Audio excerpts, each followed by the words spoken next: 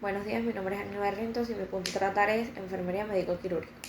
Se define como una rama de la enfermería que atiende a los pacientes durante las intervenciones quirúrgicas, respaldando a los especialistas como cirujanos y anestesiólogos. Tiene como objetivo proporcionar al paciente cuidados eficaces de manera oportuna, eficiente y segura. El trabajo en equipo contribuye a la óptima salud del paciente. Fundamentos. Se inician a finales del siglo XIX mientras las enfermeras preparaban los instrumentos para las cirugías. En el año 1853 se inicia la Guerra de Crimea, donde llevaban las enfermeras de países en conflicto. Es ahí donde aparece la enfermera Florence Nightingale, quien colaboró en la atención de todos los heridos. Es allí donde se inicia la enfermería preoperatoria. Como aún no existía la anestesia para esos tiempos, la enfermera Florence sostenía a los enfermos que iban a ser intervenidos quirúrgicamente y posterior a esto controlar las infecciones que se pudiera presentar en el postoperatorio. Sin embargo, a pesar de los cuidados, muchos soldados murieron. En 1873, gracias a la enseñanza de la enfermera Florence, incluyeron en el pensum de estudios técnicas de higiene, organización y disciplina educacional dentro de la institución hospitalaria. En 1940 comienza el perfeccionamiento con la aplicación de los principios de asepsia, logrando disminuir la mortalidad. Para 1943 nace la idea del doctor Pedro Cardona en la formación de la Universidad Femenina de Medellín para auxiliares de cirujano. Luego en 1950 crean la comisión para elaborar el primer programa de instrumentación quirúrgica. Finalmente, a 1965 las escuelas comienzan a ser dirigidas por instrumentadoras, aumentando el pensum de estudio y establecen como requisitos haber terminado el 6º año de bachillerato para poder cursar los 2 años de estudio. Su rol. Su principal labor es aplicar los cuidados necesarios a los pacientes que se van a someter a una intervención quirúrgica, es decir, se encargan del buen estado del paciente antes, durante y luego de la operación. Una vez el paciente entra en operación, su finalidad es servir de soporte al resto de profesionales para... Además, somos los códigos deontológicos. El Consejo Internacional de Enfermeras adoptó por primera vez su Código Internacional de Ética para Enfermeras en 1953. Después se ha revisado y reafirmado en diversas ocasiones. La más reciente es este examen y revisión completados en el 2012. Este código es para la profesión de enfermería y tiene 4 elementos que constituyen el marco de las normas de conducta, la enfermera y las personas, la enfermera y la práctica, la profesión y sus compañeros de trabajo. Valores y éticas profesionales. En esta esfera del actuar, la enfermería quirúrgica se enfoca en la honestidad, integridad, respeto por sí mismo y por los demás, puntualidad, lealtad, pulcritud, disciplina, compromiso y cumplir con sus obligaciones sin rehuir a su responsabilidad. En general, con congruencia, firmeza en sus acciones. Buenos días, mi nombre es Dailin Valles y les voy a hablar acerca del proceso de enfermería. El proceso de enfermería es el proceso continuo pero integrado de diferentes etapas de manera ordenada que tienen como objetivo fundamental la adecuada ejecución de los oportunos cuidados para el bienestar del paciente. En la fase del proceso de enfermería encontraremos lo que es la valoración, el diagnóstico, la planificación, la ejecución y la evaluación. Como primera fase, la valoración la hacemos cuando recibimos al paciente, le pedimos los datos, tenemos que validar los datos y los métodos que se emplearán para valorar el paciente. Entre estos métodos tenemos lo que es la observación, que es donde observamos al paciente, la entrevista, donde recolectamos sus datos personales, y la exploración para validar de que los datos que nos está expresando el paciente de dolor son reales o no. Luego pasamos a la segunda fase, que es el diagnóstico, donde debemos usar las habilidades de pensamiento crítico para identificar la valoración de los datos y así poder proporcionarle al paciente una resolución de sus problemas. Debemos realizar en esta fase lo que es el cuadro analítico mediante los datos subjetivos, los objetivos, el patrón de función alterado y el diagnóstico. Seguimos con la planificación, que es la tercera fase del proceso. Es una fase sistemática en donde vamos a tomar las decisiones para asistir al paciente, es decir, las acciones que vamos a realizar para poder estabilizar la salud del paciente. Tenemos la cuarta fase, que es realizar el diagnóstico de enfermería, el criterio de evaluación, las acciones que vamos a usar para así tener una evaluación. Luego pasamos al proceso de ejecución, que es la cuarta fase del proceso, en el cual ponemos en marcha el plan que tenemos como enfermera mediante lo que hemos recolectado en la información y mediante el cuadro proporcionado vamos a realizar las acciones. La quinta fase y la última es el proceso de evaluación. Es allí cuando nosotros, mediante la ejecución de todo el plan de cuidado, vemos si el paciente ha evolucionado de manera satisfactoria para así decir que hemos terminado los cuidados de enfermería y a partir de allí podemos o modificar el plan de cuidado o simplemente suspender los cuidados y dar de alta al paciente mediante la autorización médica. Tenemos entre los cuidados de enfermería del paciente con hiponatremia, el primero es incorporar unos alimentos ricos en sodio, valorar el estado del paciente para prevenir complicaciones. Esto quiere decir que tenemos que monitorear vómitos, si el paciente presenta dolores abdominales, cambios sistemáticos, su temperatura, pulso, respiración, patrones alterados, pares craneales y estar sucesivamente controlando estos signos vitales para poder ofrecerle una estabilidad al paciente. Y por último tenemos que tener en cuenta valorar la densidad de la orina. Muchas gracias. Mi nombre es María Herrera y les voy a hablar sobre el examen físico.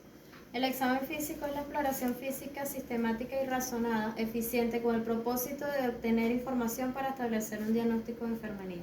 La exploración se realiza cefalocaudal. Las técnicas de exploración son inspección, palpación, percusión, ocultación y olfacción. Los signos vitales son los que determinan el estado fisiológico del organismo en condiciones normales. La temperatura es el grado de calor del organismo. El sistema termorregulador de la temperatura se encuentra en el hipotálamo. Sus zonas de medición son en la boca 3 minutos, en la axila de 5 a 10 minutos y en el recto de 2 a 3 minutos. El pulso es la expansión de la parina arterial por descarga ventricular en la aorta en cada sístole cardíaca. Los sitios de palpación del pulso son temporal, carótido, apical, braquial, radial, femoral, popliteo, tibia posterior y pedio. La respiración es el intercambio de oxígeno y dióxido de carbono entre la atmósfera y las células del cuerpo. Sus valores normales están entre 14 y 20 respiraciones por minuto. La presión arterial es la fuerza que ejerce la sangre dentro de las paredes de las arterias del cuerpo cuando contrae el ventrículo izquierdo del corazón. Sus valores normales están entre 120 y 70 milímetros de mercurio. Empezamos con el examen físico. El cráneo. Vamos a inspeccionar la forma, el tamaño, si es normocefálico, microcefálico, hidrocefálico y deformidades localizadas o generalizadas. Vamos a palpar protusiones y depresiones, la consistencia ósea. Percutimos para dar información sobre la localización precisa de un dolor cefálico. Vamos con la cara, vamos a inspeccionar el macizo facial, cejas, párpados, ojos, pabellones auriculares, oídos, nariz y boca.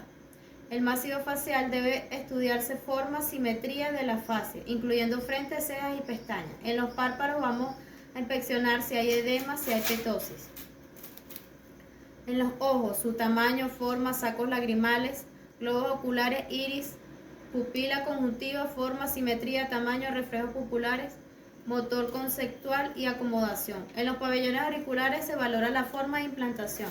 Los oídos el conducto auditivo externo, secreciones anormales y el test de audición. En la nariz se valora la forma y tamaño, tabique nasal, mucosa nasal, presencia de aleteo y secreciones. En la boca, los labios y tamaño, si son simétricos, la mucosa oral, encía, dientes, movimientos de la lengua, paladar duro y blando, y si hay presencia de halitosis. Vamos a palpar de los puntos dolorosos inusuales ópticos supraorbitarios. Ejecutimos puntos dolorosos de los senos maxilares y frontales. En el cuello vamos a inspeccionar su forma y su simetría, los latidos arteriales y pulso venoso, los movimientos, los nódulos linfáticos, la laringe y la tráquea. Vamos a palpar adenopatías de los grupos ganglionares, glándulas submaxilares, sublinguales y submentonianas, las tiroides, su forma, tamaño y presencia de frémitos. Vamos a ocultar ambas carótidas en todo su trayecto, en particular en el ángulo submaxilar. El tórax, vamos a inspeccionar al paciente de pie o sentado. Topografía anterior y posterior y lateral. Se debe observar simetría, si hay presencia de deformaciones, la piel, coloración anormal, circulación colateral, el ritmo respiratorio, choque de punta, frémito y expansibilidad torácica. Vamos a palpar si hay edemas, puntos dolorosos, expansión torácica en los vértices y las bases y vibraciones vocales, frémito vocal o táctil. Vamos a percutir iniciando en la pared anterior. Continuamos con la pared lateral percutiendo sobre los espacios intercostales y de arriba hacia abajo. Entre los ruidos que tenemos, el claro pulmonar, el mate, submatidez, el timpánico. Vamos a ocultar al paciente respirando normalmente y luego con la respiración profunda. Se debe recorrer las regiones del tórax anterior, posterior y lateral en forma simétrica. Se recomienda el uso del estetoscopio. La respiración brónquica son los ruidos, entre uno de los ruidos normales tenemos la respiración brónquica, murmullo vesicular, respiración broncovesicular, ruido laringotraqueal y soplo glótico. Los ruidos cardíacos normales son: primer ruido, cierre de las válvulas mitral y tricúspide, y el segundo ruido, cierre de las válvulas aórtica y pulmonar. Las válvulas cardíacas son la aórtica, pulmonar, bicúspide y tricúspide. Las líneas anandómicas del tórax. En el tórax anterior tenemos la línea mioesternal, línea parenteral, línea medioclavicular.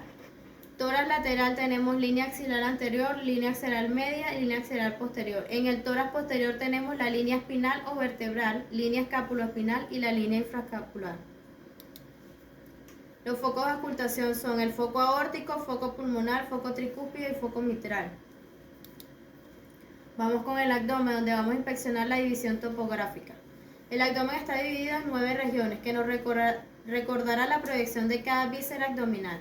Empezamos con el hipocondrio derecho, el epigastrio, hipocondrio izquierdo, flanco derecho, mesogastrio, flanco izquierdo, fosa ilíaca derecha, hipogastrio y la fosa ilíaca izquierda. Se debe valorar forma, simetría, características de la piel y sus movimientos.